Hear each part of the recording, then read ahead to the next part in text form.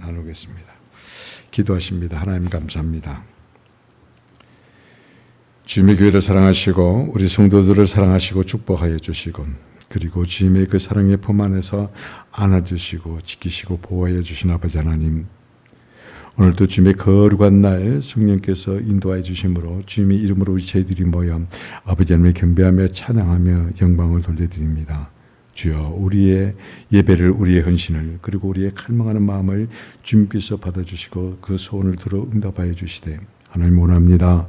주님, 이 시간에 말씀의 영으로 임재하여 주셔서 그 말씀이 우리 마음판에 새겨질 수 있도록 그 영으로 새겨주시고, 그리고 말씀이 힘이 되시고 능이 되시고 축복이 되어 주셔서 그 생명 안에서 오직 주님에게 영광만 올려드리는, 주님을 드러내고 나타내는 복된 우리 성도들로 축복하시고, 또 아버지 하나님, 주님의 이름을 부를 때마다 하나님 우리 성도들 한 사람 한 사람마다 그들이 마음의 소원을 들어 응답하실 뿐만 아니라 지키시고 보호해 주시고 그리고 누릴 수 있도록 함께해 주시고 하나가 되어 주옵소서. 오늘도 이같이 오직 주님을 사랑하는 마음으로, 그리고 그 믿음 안에서 하나님을 사랑합니다. 주여, 이 아름다운 모습이 변치 아니하도록 축복하시고 함께하여 주옵소서. 감사합니다. 예수님의 이름으로 기도합니다. 아멘.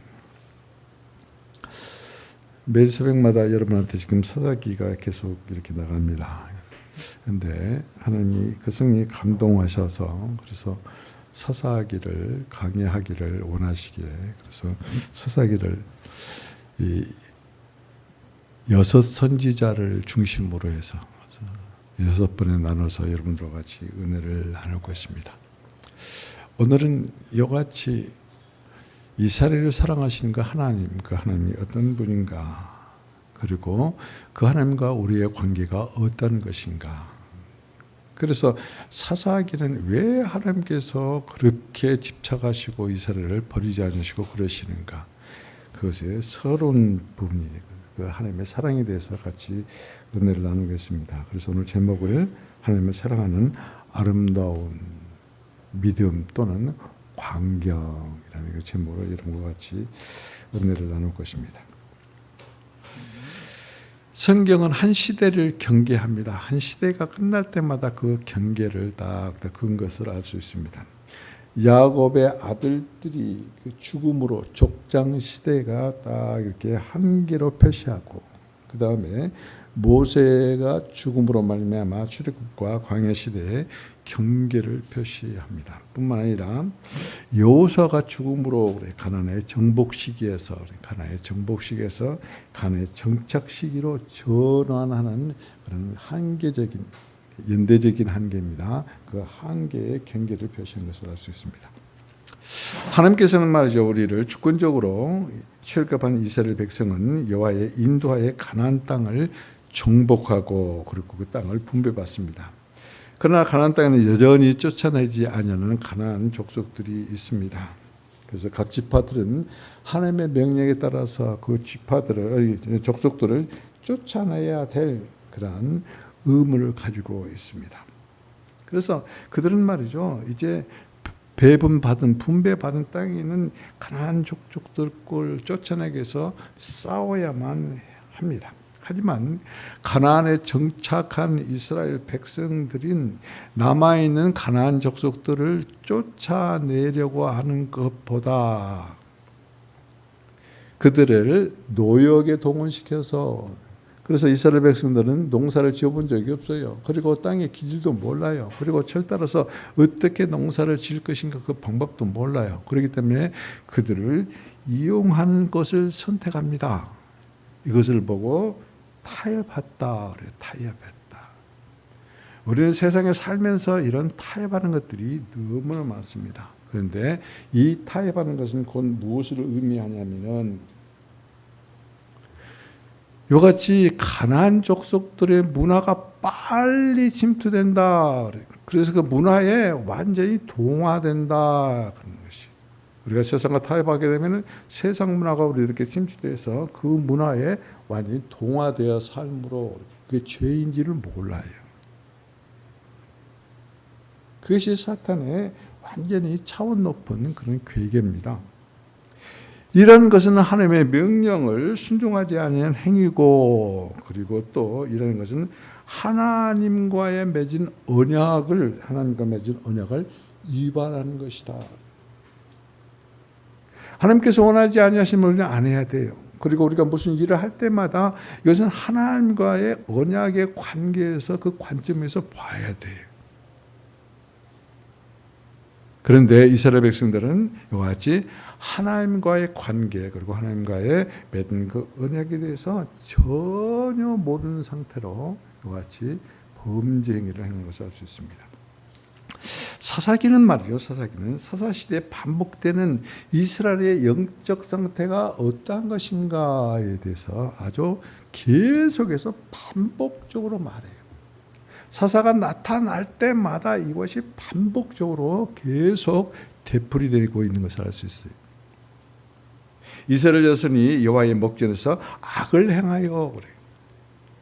이스라엘이 말이죠, 하나님과의 관계에서 어떤 관계인가를 모르기 때문에, 그리고 그걸 잃어버렸기 때문에 하나님이 보시는 눈앞에서 계속해서 악을 행하고, 그리고 바알들을 섬기고 아세라들을 섬기고, 그래서 여호와 하나님께서는 내가 이스라엘 앞에서 그들을 쫓아내지 않겠다. 가나안 땅에 있는 가나안 족속을 쫓아내는 것은 이스라엘 백성들이 아닙니다. 순종함으로 말미암아 하나님이 쫓아내는 것입니다. 그런데 하나님께서 진노하셔서 그래요. 내가 이스라엘 앞에서 그들을 쫓아내지 않겠다 하시고, 그리고 이스라엘을 노략자들의 손에 넘겨버려요. 우리는 그것을 흔히 말할 때 나에게 어떤 문제가 일어났다, 그리고 나에게 어떤 환난과 고난이 일어났다, 그렇게 말해요. 여러분, 그거 쉽게 생각하면 절대 안 돼요. 왜 나에게 문제가 있고, 왜 내가 환난이 있고, 내게 어떻게 공고한 것이 있는가?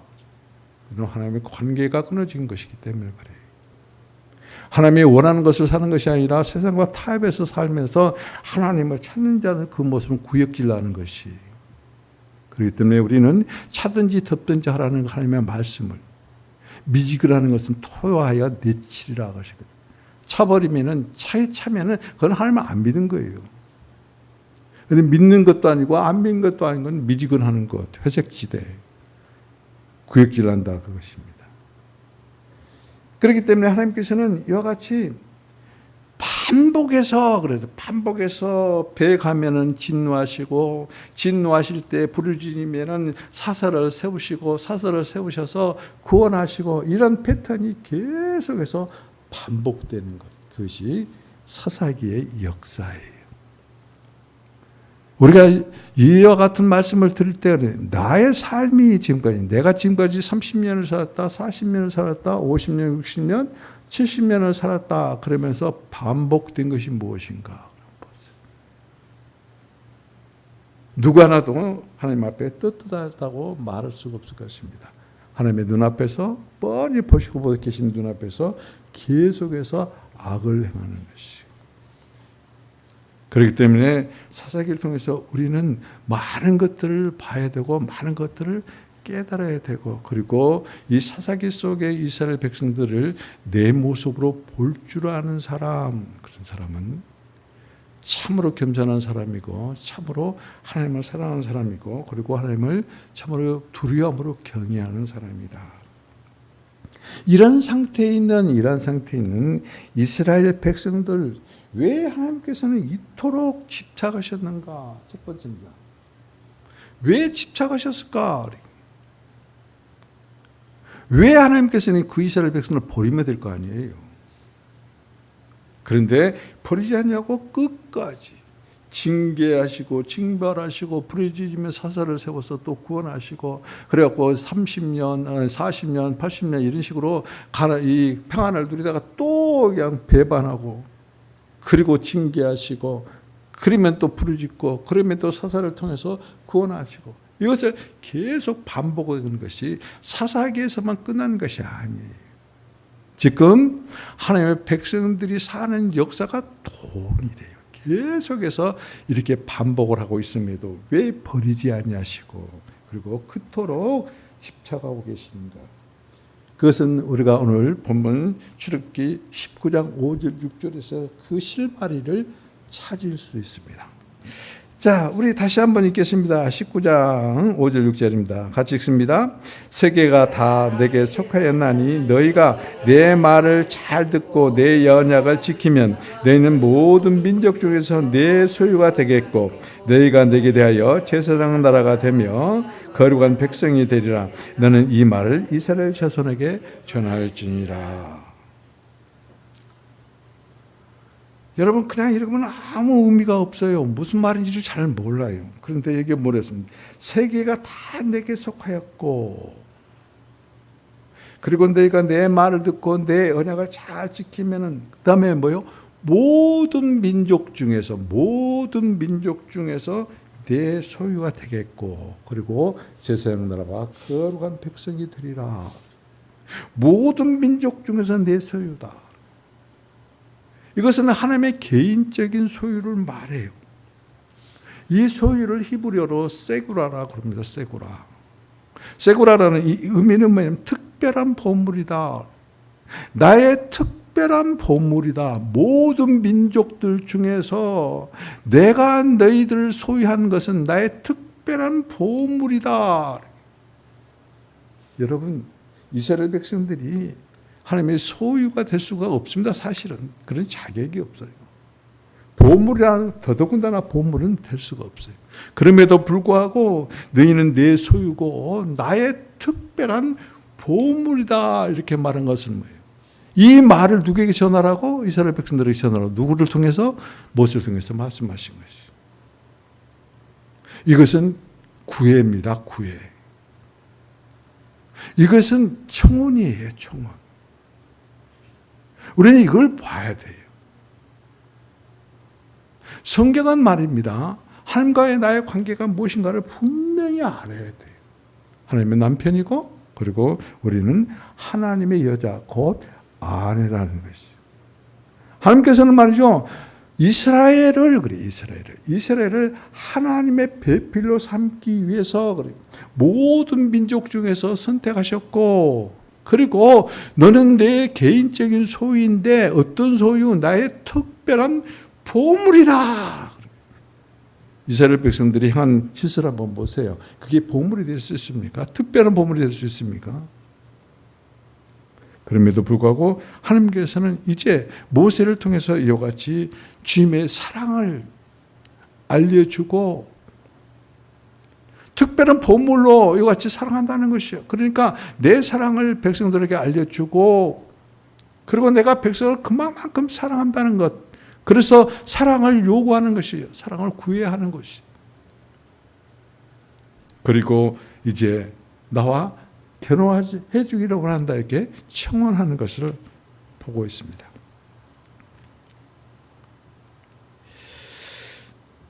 여러분 결혼식에서 결혼 예식에서 가장 중요한 것이 뭡니까? 여러분 결혼식을 해봐서 알 거 아니에요. 결혼 예식에서 가장 중요한 것이 뭐예요? 예식입니까?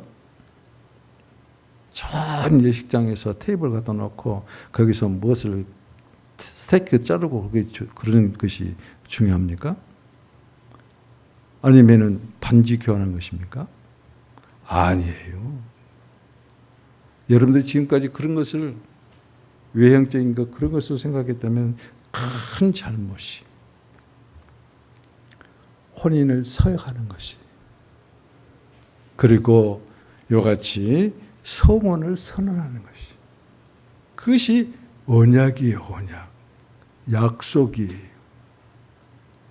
그렇기 때문에 결혼하기 위해서 이게 부부가 되기까지 구애와 청혼이 있었을 것이고 그다음에 혼인 언약에 대한 쌍방에 서로 이와 같이 동의가 있기 때문에 결혼하는 것이 부부가 되는 것이. 이와 같은 일련의 과정이 이제 결혼 예식이라는 외형적으로 나타나고 그리고 그 부분은 이와 같이 혼인 언약, 혼인 서약 그 서약을 함으로 말미암아 같이 언약을 쌍방이 지킬 의무가 있다. 부부는 이와 같이 언약을 지킬 의무가 있는 것이. 이 언약을 지키지 아니하는 부부는 부부가 아니에요. 마찬가지로 하나님은 이스라엘을 향하여 모든 민족 중에 너는 나의 소유다, 세구라 그러면서 너는 나의 정말로 특별한 보물이다 라고 이같이 구하고 청혼하신 다음에 결혼 조건을 제시하신 것이죠. 그것이 오늘 본문 20장 3절부터 4절 말씀입니다. 3절부터 5절 말씀입니다. 모든 민족 중에, 그래, 모든 민족 중에 내가 너를 정말 특별한 보물로 여기니, 그러니까 나와 결혼을 하되 내 청혼을 들어주되 내 조건이 딱 여기 있다. 10계명 중에 첫 계명과 둘째 계명이다. 그리고 그 결혼 제시 조건을 이렇게 요 조건을 제시합니다. 3절부터 5절은 이렇게 말씀하고 있습니다. 너는 나 외에 다른 신을 내게 두지 말라. 너를 위하여 새긴 우상을 만들지 말고 이르는 하늘에 있는 것이나 아래로 땅에 있는 것이나 땅 아래 물속에 있는 것이나 어떤 형상도 만들지 말며 그것들에게 절하지 말며 그것을 섬기지 말라. 나는 질투하는 하나님이다.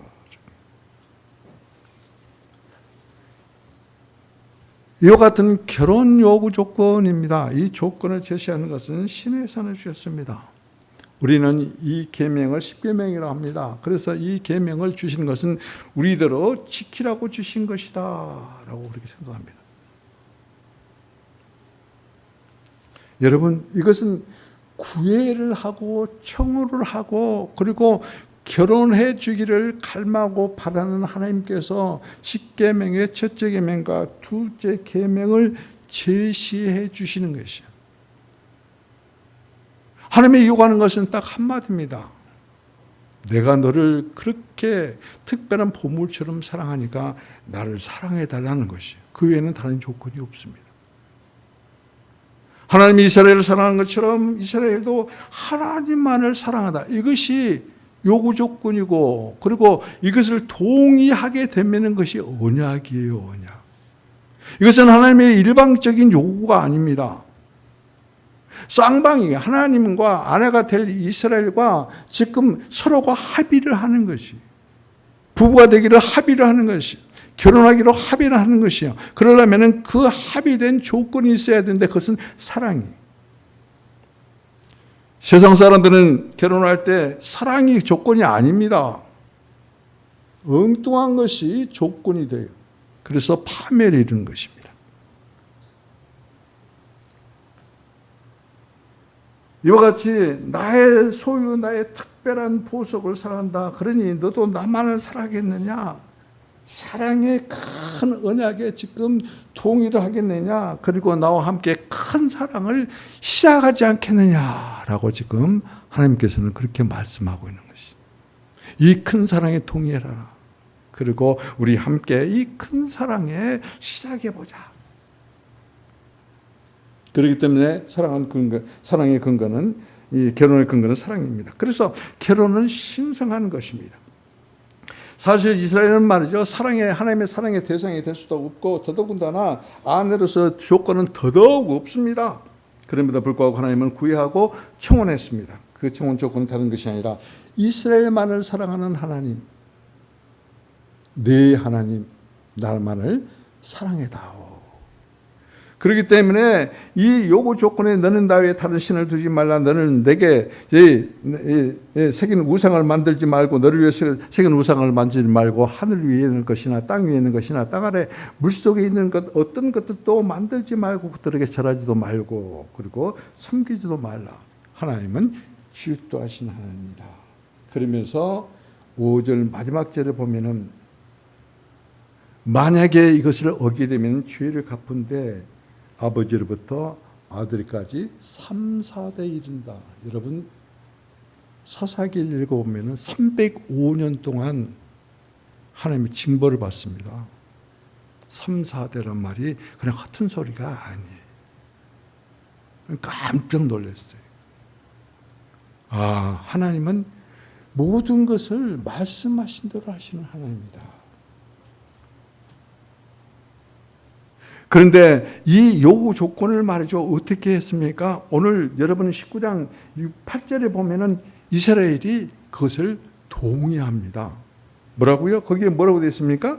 백성이 일제히 응답하여 이르되 여호와께서 명령하신 대로 우리가 대행하리이다. 주님께서 요구하신 그 조건을 이스라엘 백성들이 동의합니다. 이것을 보고 영원한 사랑의 언약이라고 그래요. 그래서 하나님은 이스라엘의 남편이 되고 이스라엘 백성들은 하나님의 아내가 되는 것에 이스라엘 백성들이 동의했을 뿐만 아니라 하나님도 동의하는 것이요. 그래서 이것은 언약이에요. 이것은 영원한 언약이에요. 전혀 절대 변할 수가 없어요. 그 언약은 어떤 언약? 사랑의 언약입니다.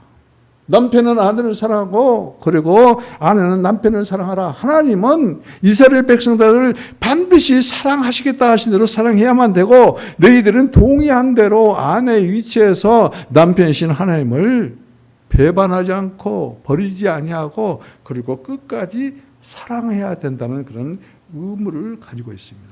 이것이 하나님과 이스라엘 백성들의 언약의 관계예요. 마찬가지입니다. 우리는 이스라엘 백성들보다 더 패악한 그런 짓을 한 사람들이에요. 사탄의 완전히 노예였고 종이었고 사탄을 그것도 종으로 말한 것은 정말로 사랑한 사람들이에요. 그런 사탄에 매여 있는 자, 사탄의 부부 관계에 있었던 자, 그런 우리들을 구원하시고 그리고 하나님의 아들로 만드시기 위해서 하나님께서는 육신의 몸을 입고 이 땅 가운데 오셔서 십자가에 죽기까지 하시면서 우리를 사랑하시는 사랑, 영원한 사랑이에요. 이 영원한 언약 안에서 하나님께서는 사람이 되시고 오셔서 우리를 위해서 십자가에 죽으시고 믿는 우리들을 뭐요? 믿는 우리들에게 신랑이 되고 요한복음에 보면 그 말씀이 나옵니다. 그리고 신부인 우리는 그 신랑을 쫓는 것이 당연한 것이에요. 구약시대에만 이렇게 언약으로 끝난 것이 아니에요.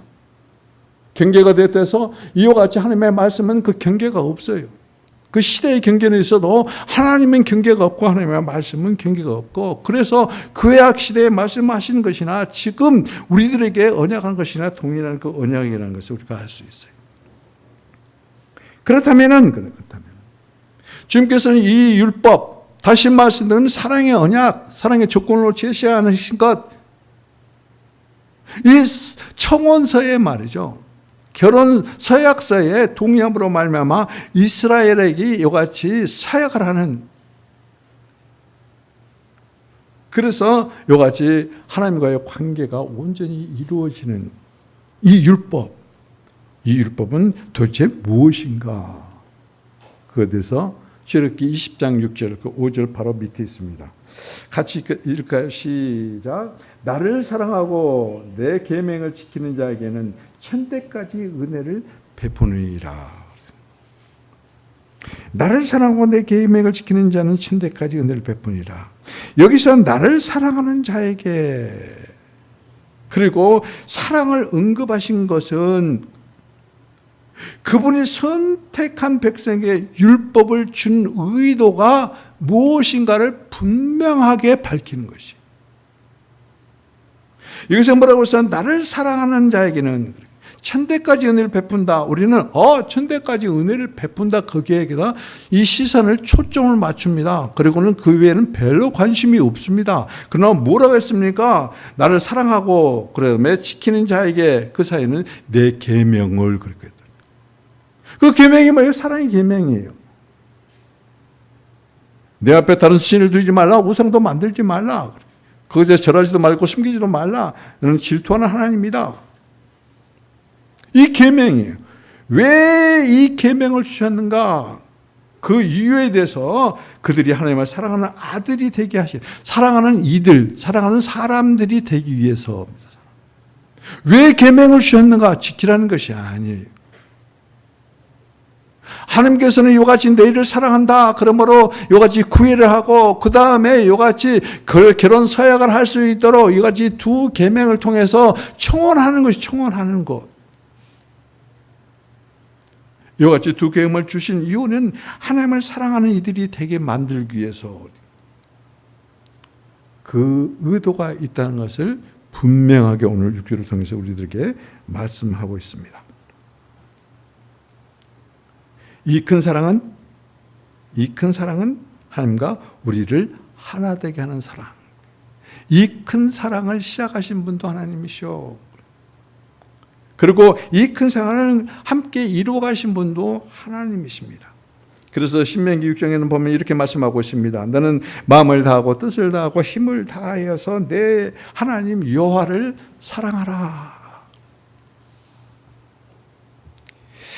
예수님께서는 마태복음 22장과 마가복음 2장에서 보면 이렇게 말하고 있어요.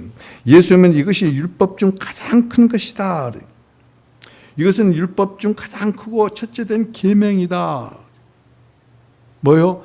하나님을 사랑하되 마음을 다하고 힘을 다하고 그 다음에 뜻을 다해서 사랑하는 것이 율법 중에 가장 첫째 된 계명이고 큰 계명이다.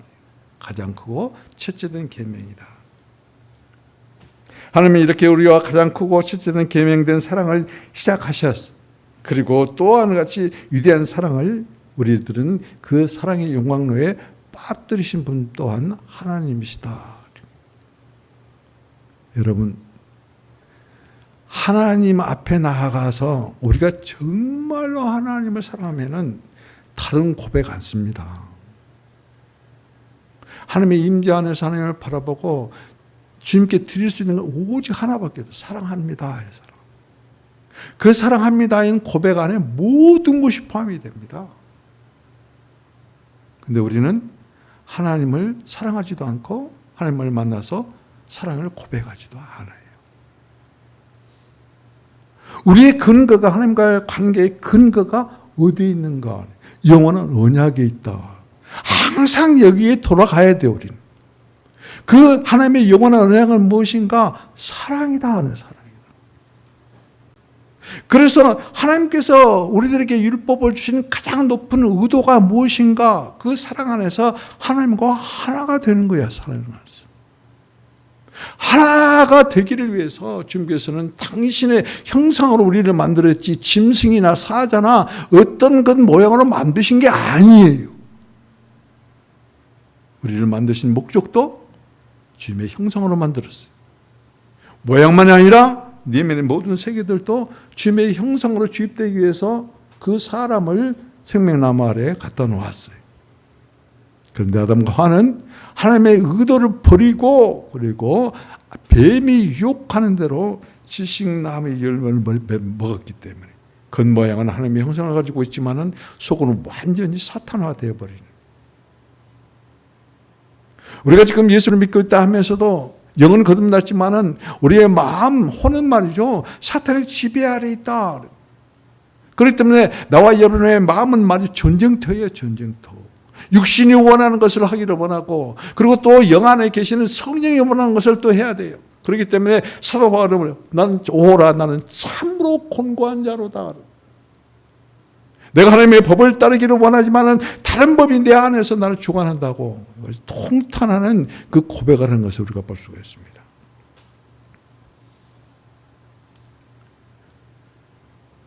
하나님을 사랑하되 마음을 다하고 뜻을 다하고 힘을 다해서 사랑하자. 지금 하나님께서 말씀하신 것은 이제 우리가 이같이 큰 계명이요 첫째 된 계명인 이 사랑을 시작하자. 지금 그렇게 말씀하신 거예요.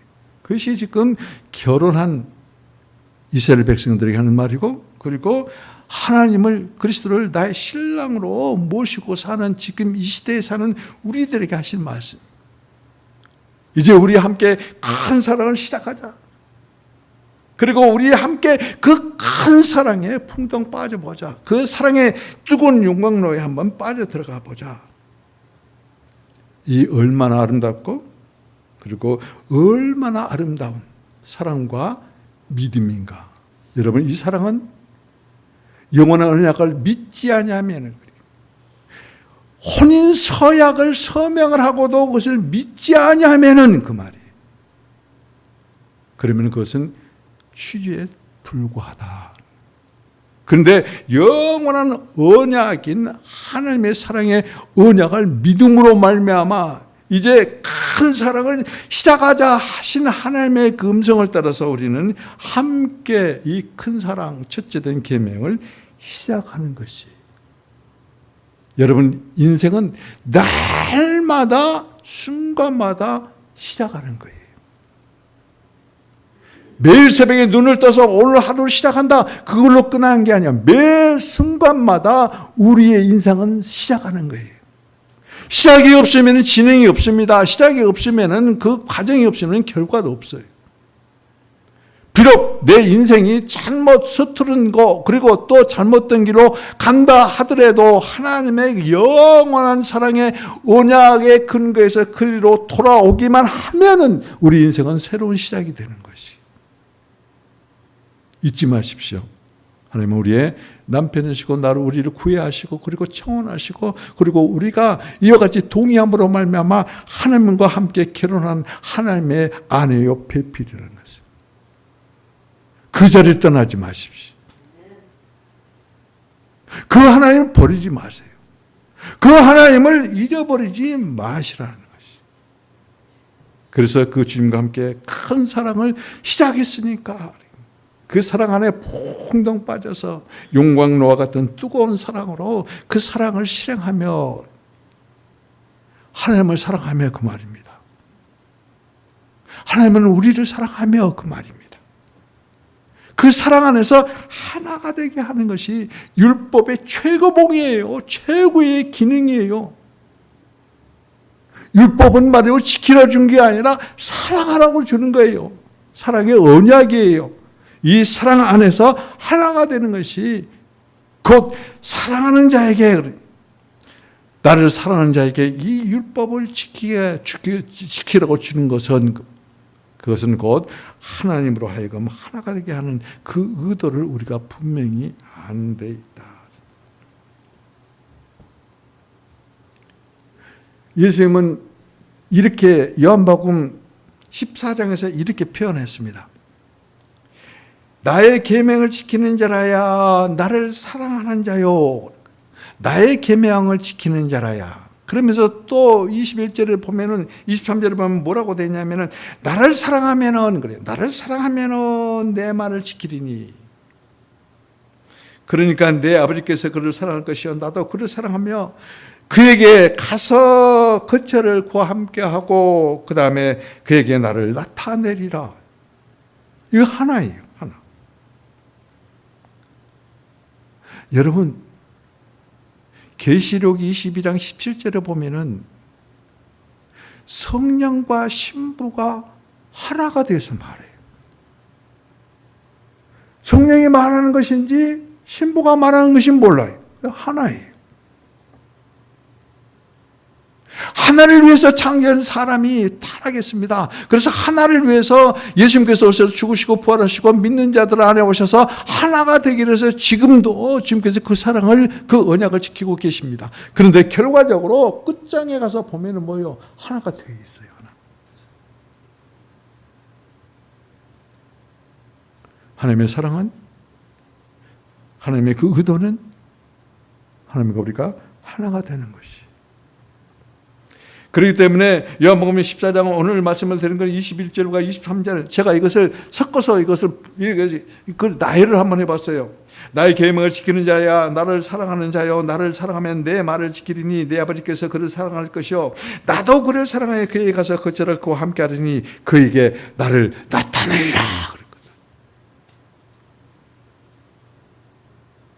참으로 계명을 지키는 자는 주님을 사랑하는 자이고, 주님을 사랑하는 자는 곧 주님의 말씀을 지키는 자예요. 그렇기 때문에 하나님께서 그 계명을 지키는 자, 말씀을 지키는 그 사람을 사랑하고, 예수님도 그에게 가서 사랑할 뿐만 아니라 그와 함께 거하고 그와 함께 갈 뿐만 아니라 그 안에 거하면서 당신 자신을 우리들에게서 드러내고 나타내는 것이다.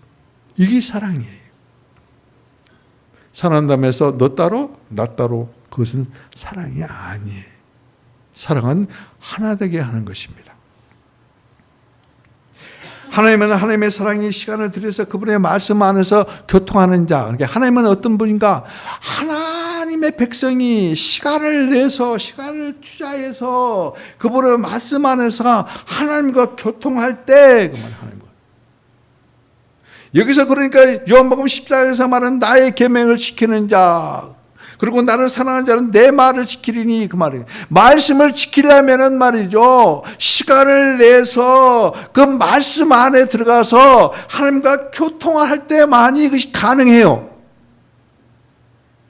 그렇기 때문에 자꾸 목사님이 묵상에서 더 깊이 들어가는 기도예요. 기도.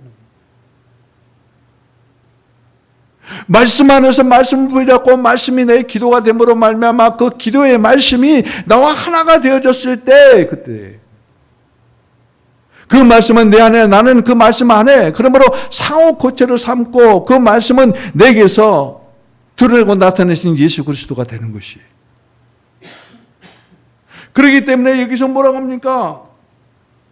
나의 계명을 지키는 자라야 나를 사랑하는 자고 그리고 나를 사랑하는 자는 내 말을 지킨다. 그러려면 어떻게 돼요? 시간을 내서 하나님의 말씀 안에 들어가야 돼요. 설교로만 듣지 마세요. 하루 24시간 동안에 8시간 자면은 그 이제 팔을 빼면은 16시간이다. 16시간을 1시간에 3번씩만 하나님을 기억하더라도 48번을 하나님을 만나는 시간을 갖는다. 그랬더니 그 말만 하고 듣고는 잊어버리는 거예요. 실행을 안 해요. 3번이 아니에요. 3번이. 예를 들어서 그렇게 말하는 거예요. 제가 목사님이 이렇게 힘들고 어려울 때 그래요. 오늘도 여러분하고 같이 그런 은혜를 나누고 기도를 했지만 계속해서 나를 공격을 합니다. 누가요? 원수가. 주님 대적이 나를 공격합니다. 그래서 나는 주님의 효능이 있는 피가 필요합니다. 저를 덮으시옵소서.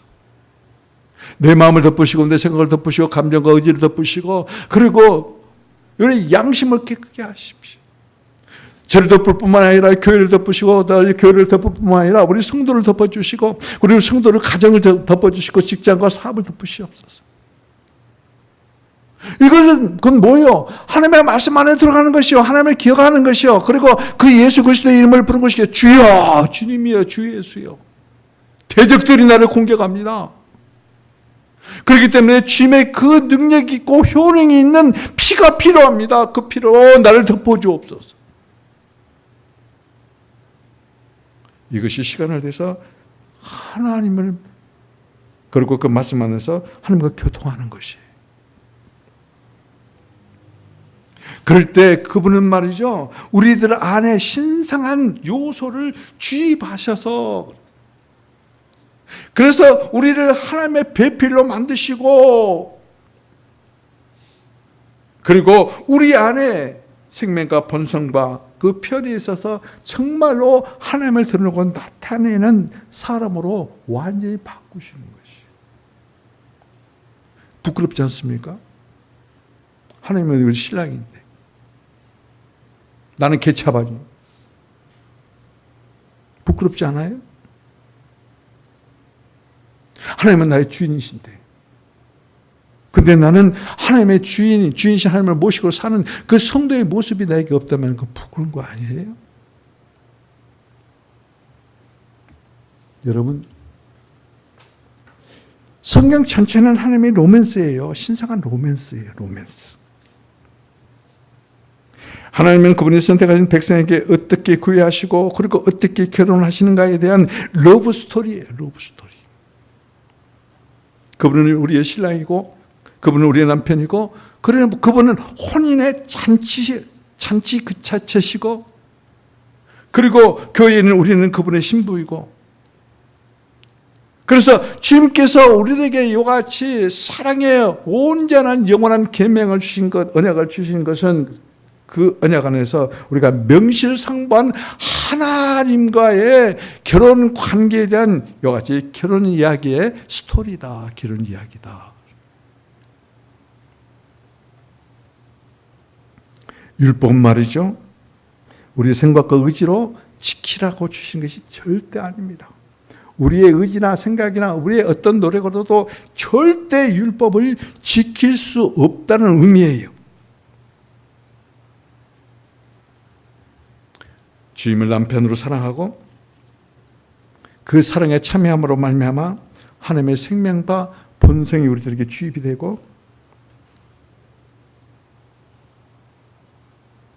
그래서 그분과 하나가 되었을 때 우리는 그리스도의 확장이 됩니다. 그리스도의 확대가 됩니다. 그러므로 말미암아 우리가 표현되는 것은 곧 우리가 표현되는 것 그 자체가 율법을 지키는 것이 돼요. 하나님은 율법을 지키신 분이 아니에요. 아니 그 율법을 제정했으니까 하나님이 반드시 지켜야 되지. 하나님은 율법을 지키는 게 아니에요. 그냥 하나님 생활이 율법이에요. 그걸 볼 줄 알아야 돼요. 내가 성경 말씀대로 살아야 되겠다. 아무리 여러분 발버둥 쳐봐요. 하나님 말씀대로 살 수 있는가? 내가 너희를 사랑한 것처럼 너희도 나를 사랑하고 너희도 서로 사랑하라. 그 사랑하고 있습니까? 그 율법이라니까요. 하나님의 영원한 언약이라니까요. 지키고 있습니까? 그런데 신랑 되신 하나님과 하나가 되었을 때 그냥 그 사랑하게 되는 거예요. 그 지키는 게 아니에요. 노력이 아니에요. 그 어떤 사람이 똑똑하고 똑똑하지 않냐고, 어떤 사람이 대학을 나오고 나오지 않냐고, 어떤 사람이 지식이 많고 적고, 어떤 사람이 박사하고 박사가 아니고, 그런 전혀 관계가 없어요. 영원한 언약 안에서, 사랑의 언약 안에서 나는 하나님과 하나라는 것을 아는 사람. 이 사랑이, 이 믿음이 얼마나 아름다웁니까? 이 사랑의 믿음의 그 모습이 얼마나 아름다운 것인가.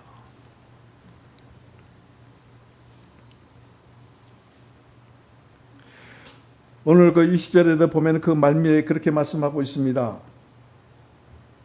20장 6절의 그 말씀입니다. 나를 사랑하고 내 계명을 지키는 자에게는 천대까지 은혜를 베푸리라. 천대까지. 이 천, 일천천입니다. 이것은 이 일천천, 천이라는 수는 충만을 의미합니다. 충만. 이 충만이라는 것은 뭐냐면 하나님의 사랑을 충만한 데까지 누리는 것이요. 하나님의 사랑을 충만한 데까지 누리는 것입니다. 그러면 하나님의 사랑을 충만한 데까지 누린다는 것은 무엇을 의미하는가? 하나님의 사랑을 영원토록 누리는 거예요. 천대까지란 말이 그 말이에요. 하나님의 사랑을 충만한 데까지 누리는 것, 하나님의 사랑을 충만한 데까지 누리는 것은 하나님의 사랑을 영원토록 누리는 것. 그런데 여러분, 하나님의 사랑을 얼마나 누리고 있습니까? 하나님의 사랑을 누리는 것은 하나님의 사랑하는 것이요. 하나님의 사랑을 누리는 것은 하나님이 나를 사랑하는 것이죠. 여러분, 하나라는 말이죠. 하나는 헤아릴 수 있어요? 없어요? 하나. 하나는 그냥 계속 하나, 영원히 하나예요. 그렇기 때문에 하나님의 사랑은 헤아릴 수가 없어요. 그러나 하나님의 진노는 헤아릴 수 있습니다. 한 번, 두 번, 세 번 진노했던 것을 알 수 있어요. 하나님의 진노는 우리가 헤아릴 수 있지만 하나님의 사랑은 영원히 하나이기 때문에 헤아릴 수가 없어요. 하나님은 나를 몇 번이나 사랑했나?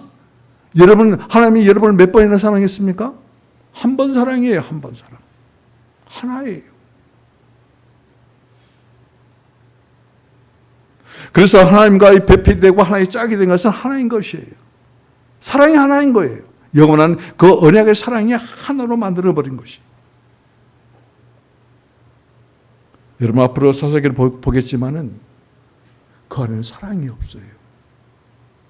하나님의 사랑만 있어요. 안에는 이스라엘들의 그 사랑이 없어요.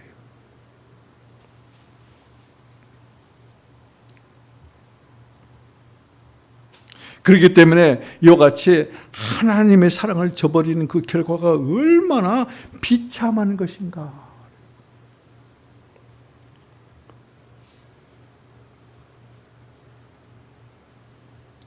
하나님의 사랑의 하나님을 버린 자의 말로가 얼마나 비참한 것인가. 여러분, 여호수아서 다음에 사사기가 나와요. 그러면 우리는 사사기를 읽을 때 여호수아를 읽어야 되고 여호수아를 읽으면 사사기를 읽어야 돼. 이것은 둘 다 역사서예요. 그런데 여호수아서에는 하나님의 임재 안에서 승리가 가득합니다. 가는 곳마다 승리입니다. 그런데 여호와를 버리는 사사기 안에는 대적 아래서 비참하게 억압받고 패배로 가득한 것으로 채워져 있습니다. 사사기가 처음부터 그런 것이 아니에요. 시작은 정말로 아름답고 그리고 아름다운 장면으로 시작합니다. 오늘 사사기 1장 1절 2절은 이렇게 시작합니다. 여호수아가 죽은 후에 이스라엘 자손이 여호와께 여쭈어 이르되 우리 가운데 누가 먼저 올라가서 가나안 족속과 싸우리까? 유다가 올라갈지나 보라. 내가 이 땅을 내 손에 넘겨주었노라. 여호수아가 죽었습니다. 지도자가 죽었습니다. 지도자가 없습니다. 그런데 이스라엘 백성들이라고 했어요. 이스라엘 자손들입니다. 지도자가 대표해서 하나님께 나가서 기도한 게 아니에요. 지파를 대표하는 유다 족속들이 가서 기도한 게 아니에요. 이스라엘 자손이 하나님께 여쭈었다. 기도했다. 하나님을 찾았다. 얼마나 아름답습니까? 하나님을 사랑하는 자, 하나님의 사랑을 받는 자, 그렇기 때문에 하나님께 나가는 것이에요. 사랑하기 때문에 하나님께 여쭤보는 것이에요. 사랑이기 때문에 나의 계획을 하나님께 아뢰고 그리고 하나님의 뜻이 무엇인가를 물어보는 것이에요. 이들은 말이죠, 가나안 땅을 분배를 받았기 때문에 분배받은 그 땅 안에 있는 가나안 족속들을 몰아내야 되는 것을 알아요. 그런데 그들이 자기 자의대로 하는 것이 아니라 누가 먼저 올라가야 됩니까? 누가 먼저 이같이 대적들을 싸워 승리하는 그 길을 가야 됩니까? 그걸 물어보는 것이.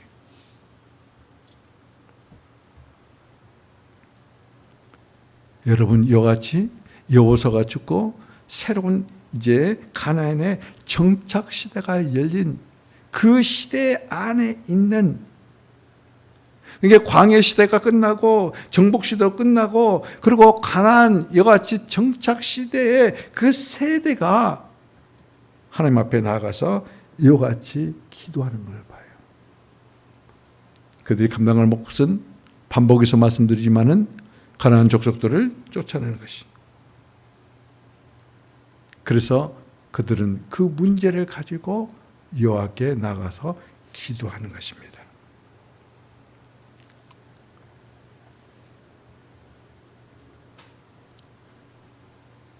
이 인도자 그리고 영적인 지도자 여호수아가 죽었는데, 그런데 그들은 하나님을 잊지 않았어요. 영원한 지도자이시고 영원한 왕이시고 그리고 그 하나님을 잊지 않고 그 하나님의 인도하심을 구하기 위해서 하나님께 나아가는 것은 아직도 영적 감각이 상실되지 않았다. 사사기의 1장 1절 2절을 보면 그 시작은 아직도 그래요. 아직도. 그러나 2장을 지나가고 그리고 3장에 들어서면은 그들이 완전 영적인 것들이 상실되어 있는 그런 모습을 보게 돼요. 여러분, 하나님을 잊지 마십시오. 하나님을 잊었다는 것은 하나님을 버린 것이에요. 버리지 마십시오. 그리고 하나님을 기억하십시오. 매 순간마다 어떤 상황과 어떤 환경 가운데 있더라도, 내가 고통 가운데 있더라도, 슬픔 가운데 있더라도, 정말로 힘들고 어려운 상황 가운데 있더라도 하나님을 기억하라. 하나님을 잊지 말라는 것이. 입술만 주여 주 예수에 부르지 말라는 것이. 참으로 하나님을 찾는 자예요. 참으로 하나님을 찾으라는 것입니다. 여러분, 하나님을 잊어버리고 하나님을 버리고 그리고 하나님을 기억하지 못한 사람들은 맨 먼저 뭐냐면 내가 앞장서는 거예요. 내가 앞서는 거예요. 모든 일이 내가 하는 거예요. 모든 일이. 그럴 때 여러분들은 먼저 돌아가야 돼요. 어디로? 언약의 자리로 돌아가셔야 돼요. 영원한 언약 안으로 돌아가셔야 돼요. 그리고 그곳에서 나의 소유, 나의 특별한 보석이라 영원한 언약을 맺으신 하나님 앞에 먼저 나가서 하나님과 사랑의 교제를 먼저 나눠야 돼요. 우리는 주여 그래놓고는 눈을 떴다 감았다 하면서 막 요구 조건을 그냥 이 총알 쏟듯이 막 쏟아내고는 아멘 하고 이렇습니다. 그게 하나님을 사랑하는 모습입니까? 사랑하는 모습 아니에요. 사랑의 교제예요. 먼저 일어나서 내가 기도가 시급하다 하더라도, 내 이 문제가 정말로 시급하다 하더라도, 사랑의 그 언약 가운데 하나님을 만나고 그 안에서 하나님과 이같이 친교를 나눌 때 문제가 아니에요. 1절 2절을 보면 뭐라고 그랬습니까? 그렇게 기도하고 여쭈어 보았더니 유다가 올라가라. 그리고 그 대적들을 유다의 손에 붙였다고 그러죠. 사랑의 교제.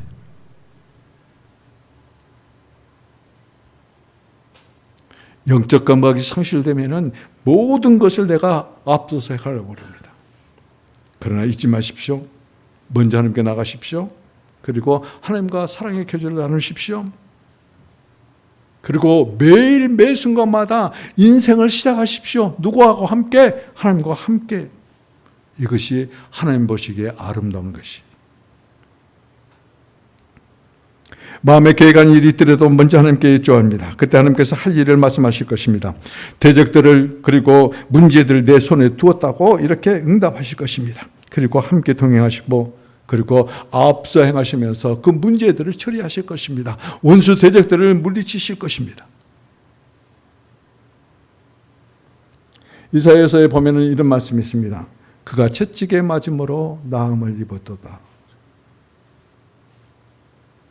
이게 무슨 말이에요? 그가 십자가에 죽으심으로 우리의 모든 죄를 다担당하셨도다. 십자가에 죽으신 분이나 채찍에 맞으신 분이나 예수 그리스도십니다. 십자가에 죽으심으로 말미암아 우리의 모든 죄를 담당하시고 사하셨습니다. 믿기만 하면. 그렇다면 주님께서 그 모진 채찍에 맞아서 살점이 뚝뚝 떨어져 나가도록 그와 같이 고통을 받으면서 채찍을 맞으신 결과가 우리의 모든 질병이 나았다는 것이죠. 그분은 사랑의 주님이에요. 그분은 우리의 신실하신 남편이신 주님이에요. 그분은 그렇게 맞으면서도 너는 나의 소유고 나의 정말로 특별한 보물이라고 하신 분이에요. 그러면 그분이 십자가에 달리시기 직전에 이와 같이 채찍에 맞으신 그것을 믿는다면 여러분의 육신에 연약한 것들이 어떤 것들입니까? 어디에서 처리가 되었습니까? 주님께서 십자가에 죽으시기 바로 직전에 채찍에 맞으실 때 이미 우리의 육신의 질고들은 다 담당하셨고 그리고 그 질병은 나았다고 주님께서 선포하신 것이. 이게 믿음이에요. 이게 언약의 믿음이에요. 이 언약을 그렇게 하셨어요. 내가 채찍에 맞음으로 그가 채찍에 맞음으로 나음을 입었다. 이거 언약이에요. 사랑의 언약이에요. 그분이 우리를 구애하시고 그리고 우리에게 청원하시고 그리고 우리가 동의함으로 말미암아 주님과 하나의 배필이 되어서 짝이 되어서 이같이 하나가 된 우리들이에요.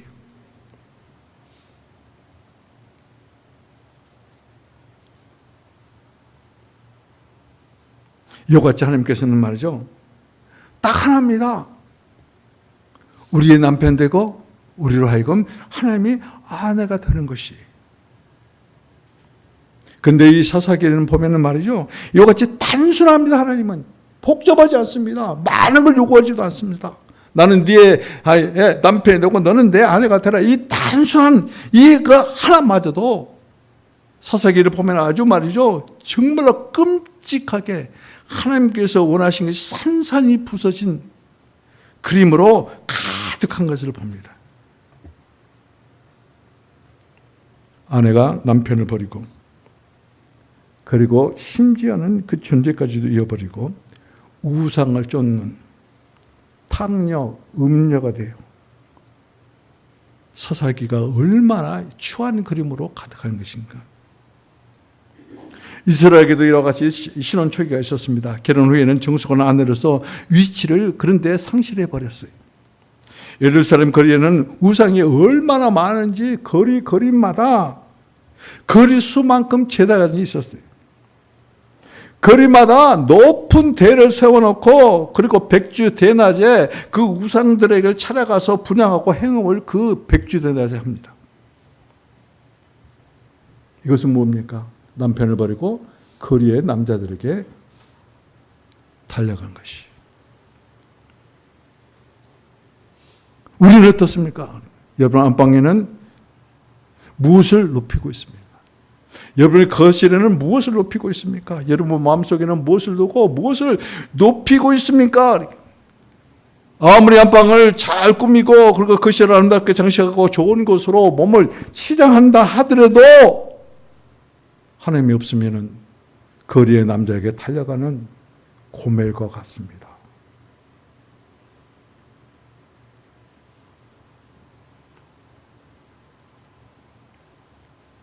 그러면서 우리들은 쉽게 말합니다.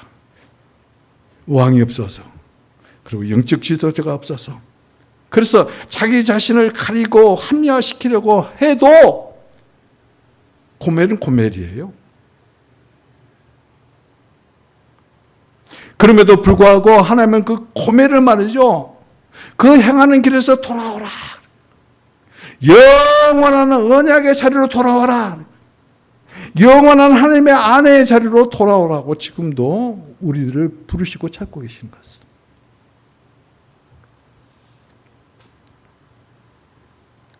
세상은 그렇게 말합니다. 결혼 한번 잘하면은 팔자 고쳤다고 그럽니다. 이건 여자에게만 말하는 게 아니에요. 결혼 한번 잘하면, 남자나 여자나 결혼 한번 잘하면은 팔자 고쳤다. 그것이 무엇이 기준입니까? 팔자 고쳤다는 말이 무슨 기준이에요? 부인하지 마세요. 돈 보고 그래서 팔자 고쳤다고 하는가? 우리 또한 팔자 고친 사람들이. 그러나 우리는 그들과 달라요. 우리는 사탄의 노예였어요. 사탄을 짜가고 사탄을 사랑하는 사탄의 노예였어요. 그럼에도 불구하고 하나님은 아내로 맞아들여서 우리의 팔자를 고치신 분. 그리고 나의 소유다, 나의 특별한 보석이다. 사랑받는 하나님의 아내가 된 것. 이것이 진짜 팔자 고친 거예요.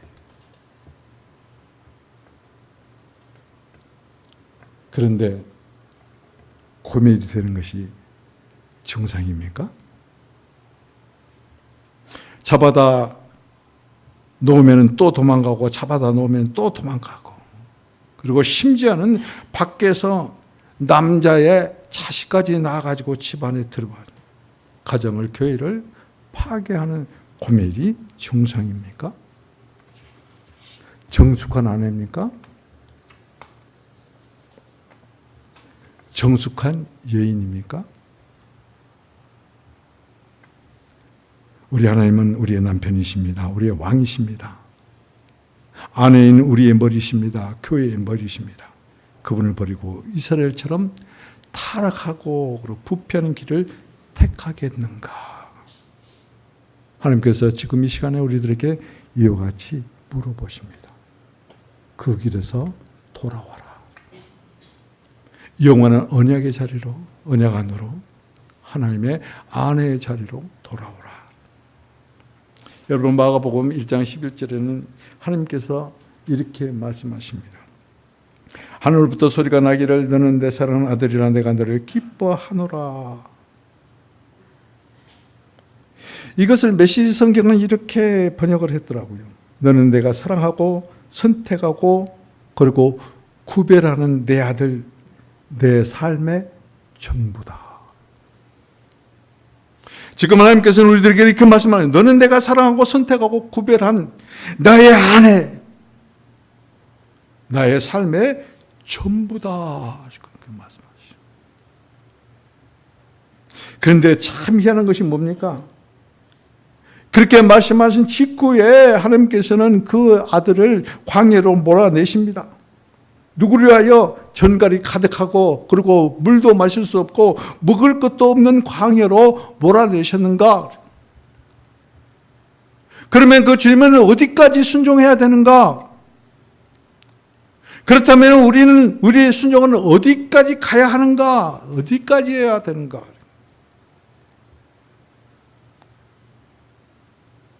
그러면서 차답을 한번 해봅니다. 주님의 순종이 나에게 흐르고 있는가? 주님의 순종이 나에게도 흐르고 있는가? 내 안에 흐르고 있는가? 큰 사랑을 시작하신 주님,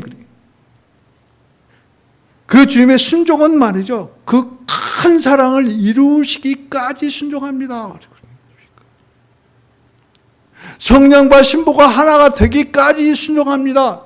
요한계시록 마지막 장 17절에 이르기까지 주님께서는 순종하십니다.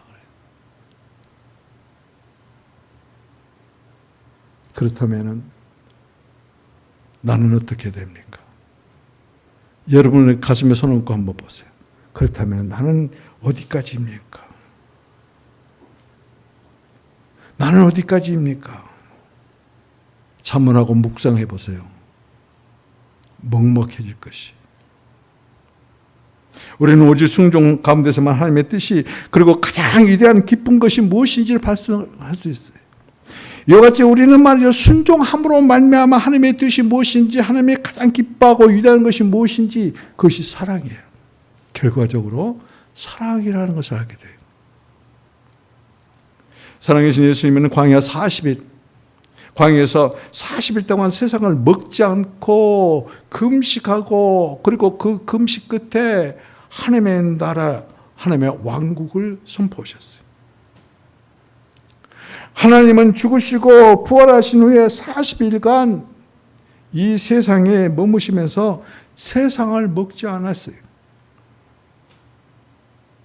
그리고 우리를, 사랑하는 우리를 신성한 왕국으로 이끄셨고, 그리고 지금도 이끄시는 일을 계속하고 계신다.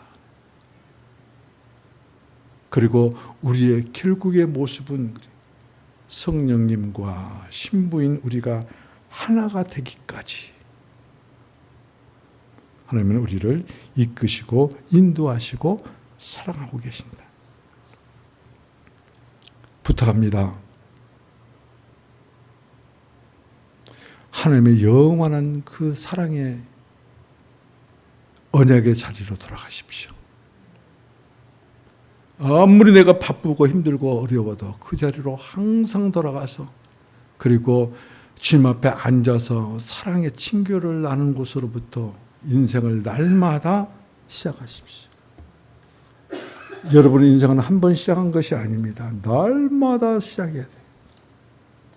매 순간마다 인생을 시작해야 돼요. 하나님과 시작할 때 그 인생은 새로운 인생이 됩니다. 새 언약 안에서, 영원한 사랑의 언약 안에서 하나님과 하나가 되는 놀라운 인생으로 바꾸실 것입니다. 기도하시겠습니다. 하나님 감사합니다. 하나님을 사랑하는 아름다운 믿음, 그 모습 잊어버리지 않기. 그래서 사랑의 하나님 앞에 언약 안에 들어가서 주님과 날마다 사랑의 친교로 인생을 시작하는 주님의 사랑하는 성도들, 예관교회가 되게 하여 주옵소서. 감사합니다. 예수님의 이름으로 기도합니다.